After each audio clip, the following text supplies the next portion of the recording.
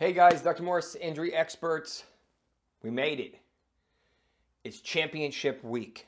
So when we raise the flag, hoist the trophy, collect the revenue for all the hard work we've done all year. If you've been here since June, July, when I started creating content for 24 season, thank you for coming along the journey. If you just joined recently or today is your first time, welcome. I am Dr. Jesse Morse, a sports medicine physician in Miami, and I've been doing this since 2017. There's a ton of injuries week in, week out. My goal is to give you an idea of what they're dealing with, how severe it is, if they're going to play, and how effective they're going to be when they do get there. This week we have about 65 guys on the list. We obviously had 2 games yesterday on Christmas. Weird Christmas Day being on a Wednesday. There's a ton of important names that are injured this week. They've already shut down a couple players that unfortunately does have a significant impact on the Week 17 matchups. There's a game starting in a couple hours, and that will also obviously have an impact between the Bears and the Seahawks. Let's start with quarterbacks.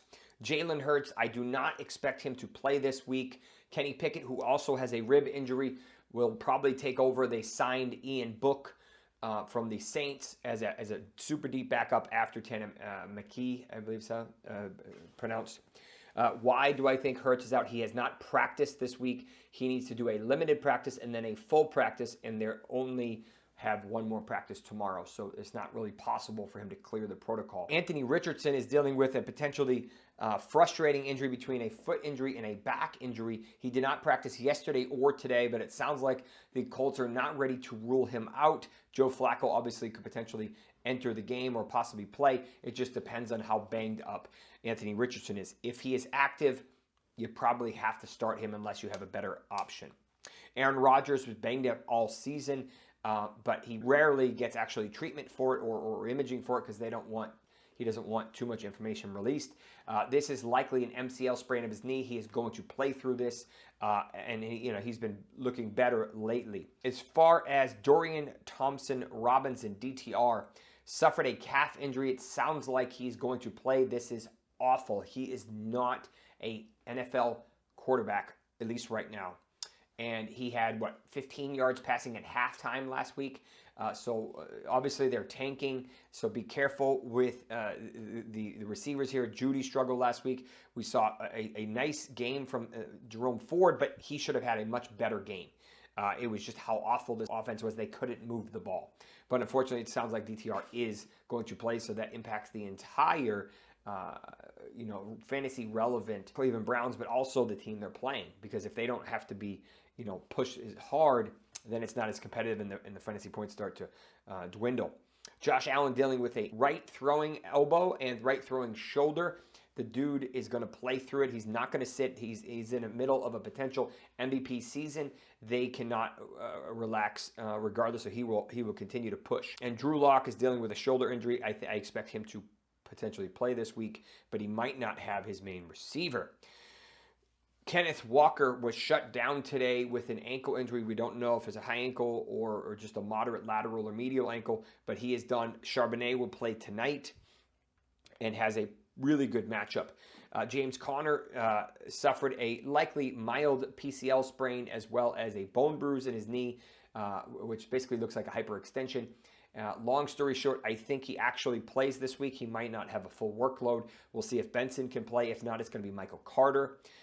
So be careful with James Conner's expectations this week.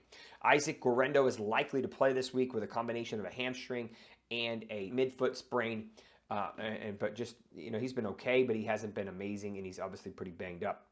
Tony Pollard continuing to deal with this ankle injury. Tajay Spears is a better play. I think Pollard is probably going to play, but we don't know. He's been doing this, missed first 2 practices of the week. Justice Hill missed last night's game with a concussion. Gus Edwards was shut down, at least for this game, with an ankle injury. So it's probably going to be Kamani Vidal unless J.K. Dobbins is able to come back from his knee injury. We haven't got confirmation he is coming back. But if he is back, you're probably going to want to start him.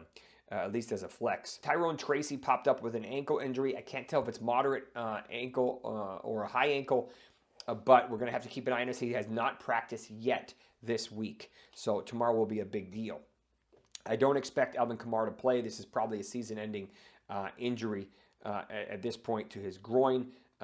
So you're going to have to assume that Kendre Miller, who didn't do a whole lot last week, probably secondary to Rattler, is going to be in the backfield. Obviously, Tank Dell is done for the year. I will briefly summarize his injury by saying he had a left knee dislocation. He tore 3 of the 4 stabilizing ligaments, the ACL, the LCL, the MCL, probably a meniscal tear and a capsule tear. Thankfully, he did not suffer any fractures or suffer any injuries to the artery, which would have been detrimental. This is career-threatening. We'll obviously see how it plays out. I don't expect him to return in 2025, but I've seen crazier things happen. Davante Adams dealing with a hip injury. We don't have any specifics. He has not practiced yet this week, but I wouldn't be surprised if he still plays. Malik Nabers dealing with likely a turf toe injury. He is a true game-time decision. Be careful with him. I'm not sure if he's going to play, and if he does play, I have significant concerns about his effectiveness. Turf toe is very painful and frustrating for a wide receiver. Drake London dealing with a knee injury, but I do expect him to play, even though he's a little limited right now. It looked initially like a hammy, but it sounds like it's actually a knee. So yes, if he is active, you are going to play him. T. Higgins dealing with a combination of knee and ankle, but as far as I know, he's going to play just banged up. They just shut down CeeDee Lamb for the season. He has a re-injury to that same AC sprain. I believe it's his right shoulder. He's probably got a type 2 by now. It sounds like he doesn't need surgery, but we'll have to see. So you obviously lost him, despite having a fantastic season with poor QB play. As far as Dyami Brown, he is likely out this week with a hammy.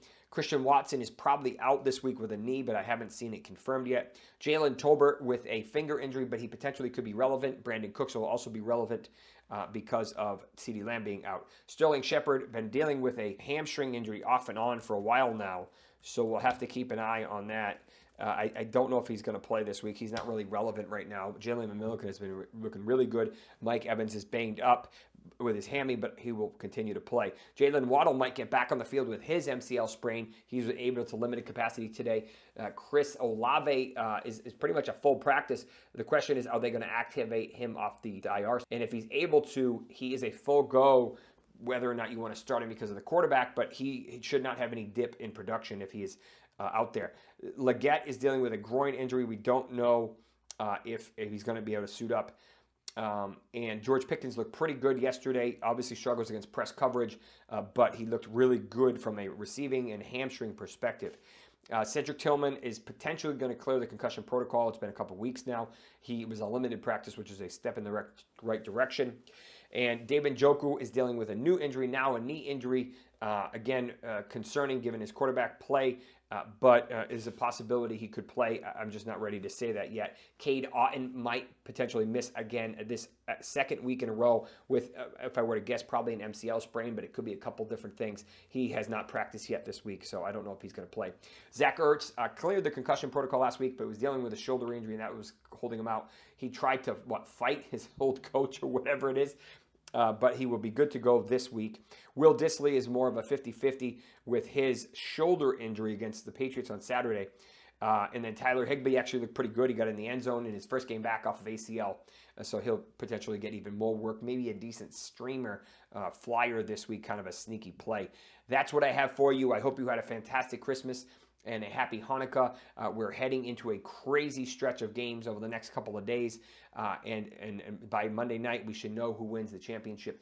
Best of luck. If you appreciate the journey, do me a favor, smash a thumbs up, subscribe, check out some of the other content on either TikTok or YouTube.